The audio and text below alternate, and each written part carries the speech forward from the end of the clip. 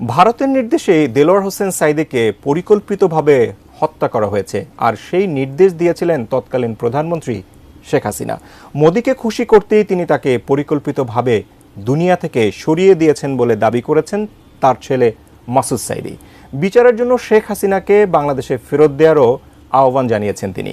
আরও জানাচ্ছেন এসআই রাজ।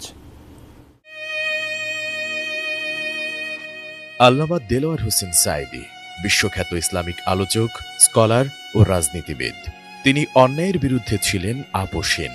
জালেমদের শত অত্যাচারে তিনি ছিলেন অবিচল। জীবনের শেষ 13টি বছর বহু কষ্টে কারাগারে কাটিয়েছেন। তবুও স্বৈরাচার জালিমদের কোনো ফাঁদে পা দেননি, জালিমদের বশ্যতা স্বীকার করেননি। 2023 সালের 14 আগস্ট রাত 8টা 40 হৃদরোগে আক্রান্ত হয়ে মারা যান তিনি। তবে তার এই মৃত্যুকে স্বাভাবিকভাবে দেখছে না তার পরিবার। অ্যান্টিব্যাকটেরিয়াল অ্যাডিটিভ যুক্ত সেরা ওয়াটার ট্যাঙ্ক বিশুদ্ধ পানিতে ব্যাকটেরিয়া জন্মাতে দেয় না।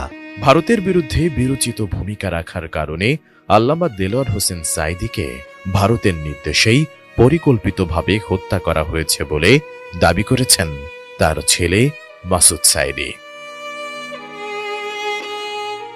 14 ডিসেম্বর জাতীয় প্রেস ক্লাবের আব্দুস সালাম হলে আমার দেখা আল্লামা সাঈদী বইয়ের প্রকাশনা উৎসব ও আলোচনা সভায় তিনি এ দাবি করেন।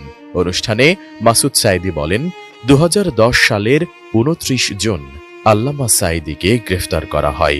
ওই সময় আল্লামা সাঈদী সহ জামাতের নিরীহ নেতাদের তথাকথিত যুদ্ধাপরাধের মামলায় গ্রেপ্তার করে কাউকে 10 বছর, কাউকে 12 বছর, কাউকে আবার 13 বছর কারাগারে আটকে রেখে তাদের পরিকল্পিতভাবে হত্যা করা হয়েছে।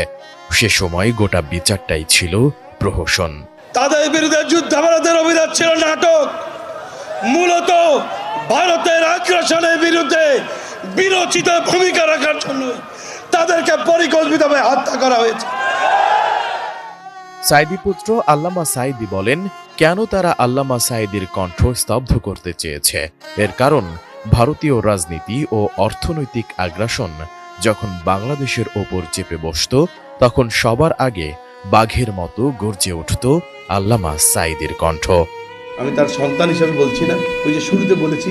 এ সময় জুলাই বিপ্লবে নিহত শহীদদের রক্তের ঋণ শোধ করতে সবাইকে ঐক্যবদ্ধ থাকার আহ্বান জানিয়ে মাসুদ সাঈদী বলেন, শেখ হাসিনা দেশের প্রতিটি সেক্টরে দুর্নীতি, লুটপাট এবং হাজারো অনিয়মে ধ্বংস করে দিয়েছে। জুলাই অভ্যুত্থানের বীর যোদ্ধাদের ওপর নির্বিচারে গুলি চালিয়েছে। এদেশে আর কোনো স্বৈরাচারের ঠাঁই হবে না। জালিমের প্রতি দয়া দেখানো, মজলুমের রক্তের সাথে বেঈমানি করা। সুতরাং আওয়ামী লীগের প্রতি কেউ মায়া দেখাতে আসবেন না। অনুষ্ঠানে মাসুদ সাঈদী বলেন, দেশের প্রশ্নে, স্বাধীনতার প্রশ্নে কারো মধ্যে কোনো বিভেদ নেই। যে বা যারা বিভেদ সৃষ্টির চেষ্টা করবে তাদের দেশের জনগণ ঘৃণা ভরে ইতিহাসের আস্থা করে নিক্ষেপ করবে।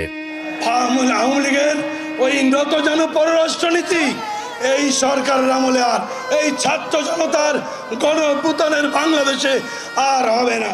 এসআই রাজ, এটিএন নিউজ, ঢাকা।